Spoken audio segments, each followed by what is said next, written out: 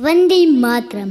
दोस्तों, हम तिरंगा लहराएंगे, भक्ति गीत गुनगुनाएंगे, वादा करो इस देश को कि दुनिया का सबसे प्यारा देश बनाएंगे। सभी भारतवासियों को मंकानी तेजस का नमस्कार। दोस्तों, आज़ादी का मतलब वही समझ सकता है जिसने कभी गुलामी की हो। हम सब भाग्यशाली हैं कि हमें स्वतंत्र भारत में जन्म मिला है। यह आज़ादी हमें मुफ्त में नहीं मिली। इस आज़ादी के बदले में हमारे कितने वीर जवान शहीद हुए।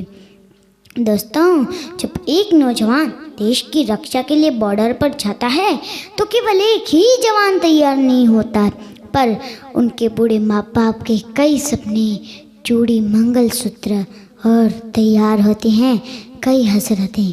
और जब कभी आतंकवादी हमलों में वो जवान शहीद हो जाता है तो पता है क्या होता है? इस धरती माँ का सीना फट जाता है, रूह कांप जाती हैं और उनके बूढ़े माँ बाप चकनाचूर हो जाते हैं। उनके बूढ़े माँ बाप के कई सपने, वो बिंदी, वो मुस्कान, सब एक सफ़ेद कागज़ की तरह खामोश हो जाते हैं।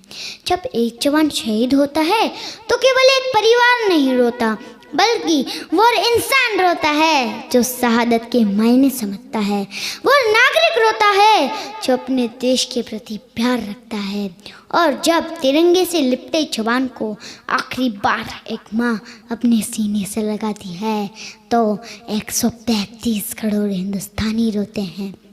यही हमारे देश की सच्चाई है। आज हमारे देश में हमारे जवानों के शौर्य पर सवाल उठाए जा रहे हैं और हमारे देश के राजनेता उनकी शौर्य को राजनीति में ला रहे हैं। हमें ऐसे स्वार्थी और सस्ती नेतागिरी करने वालों नेताओं की जरूरत नहीं है, क्योंकि अब यह भारत देश 1962 वाला देश नहीं रहा।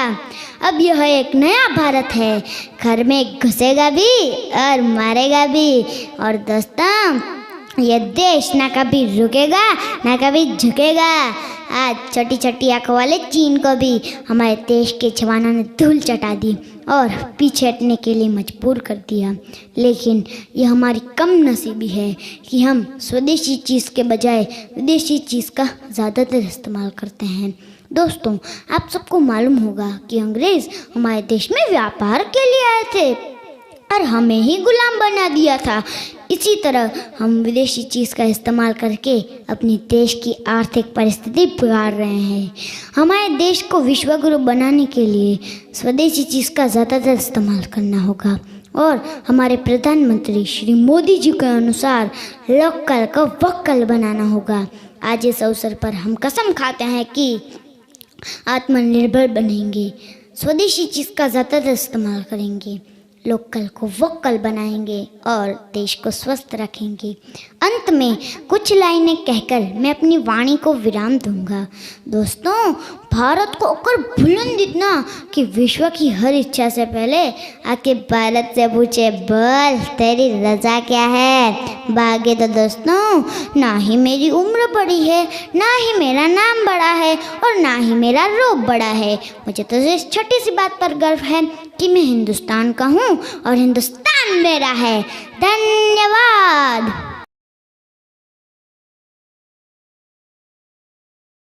वंदे मातरम। दोस्तों, हम तिरंगा लहराएंगे, भक्ति गीत गुनगुनाएंगे, वादा करो इस देश को कि दुनिया का सबसे प्यारा देश बनाएंगे। सभी भारतवासियों को मंकानी तेजस का नमस्कार। दोस्तों, आज़ादी का मतलब वही समझ सकता है जिसने कभी गुलामी की हो। हम सब भाग्यशाली हैं कि हमें स्वतंत्र भारत में जन्म मिला है। यह आज़ादी हमें मुफ्त में नहीं मिली। इस आज़ादी के बदले में हमारे कितने वीर जवान शहीद हुए। दोस्तों, जब एक नौजवान देश की रक्षा के लिए बॉर्डर पर जाता है तो केवल एक ही जवान तैयार नहीं होता, पर उनके बूढ़े माँ बाप के कई सपने, चूड़ी, मंगलसूत्र और तैयार होते हैं कई हसरतें।